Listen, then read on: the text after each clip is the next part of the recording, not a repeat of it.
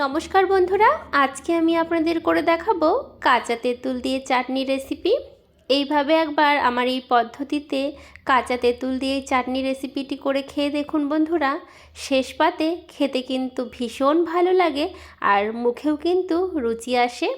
তো চলুন রেসিপিটা শুরু করা যাক। তো এখানে আমি কাঁচা তেঁতুল নিয়েছি, আমি আমার পরিমাণ অনুযায়ী নিয়েছি। এখানে 200 গ্রামের মতো কাঁচা তেঁতুল আছে। এবার তেঁতুলগুলো ভালো করে ধুয়ে আমি এই যে সেদ্ধ করে নিচ্ছি। তো কাঁচা তেঁতুল সেদ্ধ হতে বেশি সময় লাগে না। তো দেখুন বন্ধুরা, কয়েক মিনিটের মধ্যে তেঁতুলগুলো সেদ্ধ হয়ে গেছে আর ফেটে গেছে। এবারে জল থেকে তুলে নিচ্ছি জল ঝরিয়ে ঝরিয়ে।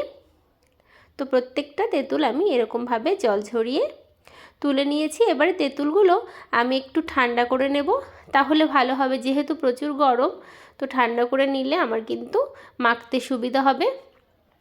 তো বন্ধুরা, এই যে কাঁচা তেঁতুল সেদ্ধ তেঁতুলগুলো ঠান্ডা হয়ে গেছে। এবারে খোসাগুলো ছাড়িয়ে নিচ্ছি। খোসাগুলো আমি আলাদা করছি, আর ভেতরের যে দানা সমেত যে শাঁস সেটা আমিও আলাদা করছি। তবে খোসাগুলো আমি এখনই ফেলে দেব না, কারণ খোসার ভেতর অনেকটা শাঁস লেগে আছে। তো আমার কিন্তু সব ছাড়ানো হয়ে গেছে আলাদা আলাদা। এবার খোসাগুলো ভালো করে হাত দিয়ে দেখুন মেখে নিচ্ছি। আর কতটা তেঁতুলের পাল্প বেরোচ্ছে আশা করি আপনারা দেখেই বুঝতে পারছেন। তো ভালো করে কিন্তু আমার এই তেঁতুলের খোসাগুলো মাখা হয়ে গেছে। একই রকমভাবে তেঁতুলের পাল্পগুলো মেখে নিচ্ছি যাতে দানা থেকে পাল্পগুলো সরে যায়। আর এরকমভাবে মেখে একবার এই তেঁতুলের চাটনি করে দেখুন বন্ধুরা, কথা দিচ্ছি স্বাদ কিন্তু মুখে লেগে থাকবে। তো যে খোসাগুলো আমি মেখে রেখেছিলাম সেইগুলো আমি জলের মধ্যে দিয়ে আরেকটু ভালো করে দেখুন এরকম করে মেখে নিচ্ছি, তাহলে পাল্পগুলো জলের সঙ্গে মিশে যাবে আর খোসাগুলোও ছাড়াতে সুবিধা হবে আর কি। তো ভালো করে মাখা হয়ে গেছে। এবারে এই জলটা আমি ছেঁকে নেব যখন রান্না করব তখন। তো কড়াইতে সর্ষের তেল দিচ্ছি পরিমাণ মতো, তবে খুব বেশি তেল লাগে না। তো ফোড়নে আমি দিচ্ছি মৌরি। অবশ্যই বন্ধুরা আপনারা একটু মৌরি দেওয়ার চেষ্টা করবেন ফোড়নে, তাহলে খেতে ভীষণ ভালো লাগবে। একটা শুকনো লঙ্কা গোটা দিয়ে দিলাম। ফোড়নটা ভালো করে কয়েক সেকেন্ড ভেজে নিয়েছি। তো এবারে যে তেঁতুলের খোসা আমি জলের মধ্যে মেখে রেখেছিলাম সেই জলটা আমি ছাঁকনি দিয়ে ছেঁকে দিয়ে দিচ্ছি, তাহলে তেঁতুলের যে খোসাগুলো সেইগুলো কিন্তু পড়বে না। তো এবারে ভালো করে এরকম করে আমি জলটাকে ছেঁকে নিচ্ছি আর খোসাগুলো অবশিষ্ট ফেলে দেব। তো আপনারা কিন্তু অবশ্যই এইভাবে বানিয়ে খেতে পারেন বন্ধুরা।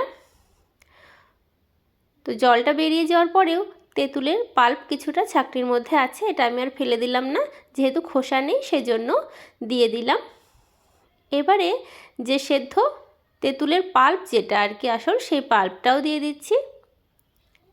তো আপনারা যদি মনে করেন একবারে জলের মধ্যে মেখে এরকম ছেঁকে দেবেন, সেটাও কিন্তু দিতে পারেন, তবে আমি আলাদা আলাদা দিলাম। এভাবেও দিলে কিন্তু এই চাটনিটা একটু ঘন ঘন হয় আর ভীষণ ভালো লাগে। একটু নাড়াচাড়া করে দিচ্ছি। এবারে স্বাদ মতো নুন দিয়ে দেব, আর আমি কিন্তু এই চাটনিতে হলুদ ব্যবহার করছি না। তো বন্ধুরা, আমার এই কাঁচা তেঁতুলের চাটনি রেসিপিটি ভালো লাগলে অবশ্যই লাইক, শেয়ার, কমেন্ট, সাবস্ক্রাইব করে পাশের বেল আইকনটা প্রেস করার অনুরোধ জানাচ্ছি। এখানে আমি আমার স্বাদ মতো চিনি ব্যবহার করছি। আর এই চাটনিটা একটু টক মিষ্টি হলে কিন্তু মুখে কিন্তু ভীষণ ভালো লাগে। আর শেষ পাতে এই চাটনিটা একবার খেয়ে দেখুন বন্ধুরা, অন্য সব চাটনি রেসিপি থেকে কিন্তু আলাদা, আর খেতেও কিন্তু ভীষণ ভালো লাগে। আর কাঁচা তেঁতুল খাওয়া কিন্তু আমাদের শরীরের পক্ষে ভীষণ ভালো। আর চাটনির ঘনত্বটা দেখুন এখনই কত সুন্দর এসেছে, আর কালারটা কত সুন্দর এসেছে। হলুদ দিলে কিন্তু এই কালারটা আসতো না। তো আমি বেশ কিছুক্ষণ ধরে এরকম করে যে জলটা জলে ব্যাপারটা আমি এরকম করে জ্বালিয়ে এরকম একটু স্টিকি স্টিকি করে নিয়েছি। আশা করি আপনারা দেখেই বুঝতে পারছেন আমার কিন্তু তেঁতুলের চাটনি রান্নাটা একদম হয়ে গেছে। একটা কাচের পাত্রে নামিয়ে নিয়েছি। তো দেখুন দেখতে কতটা লোভনীয় হয়েছে, খেতেও কিন্তু ভীষণ ভালো হয়েছে। আপনাদের দেখাচ্ছি একদম কতটা সুন্দর দেখুন বন্ধুরা। তো আপনারা অবশ্যই বাড়িতে ট্রাই করবেন। আপনাদের ভিডিওটি দেখার জন্য অসংখ্য ধন্যবাদ।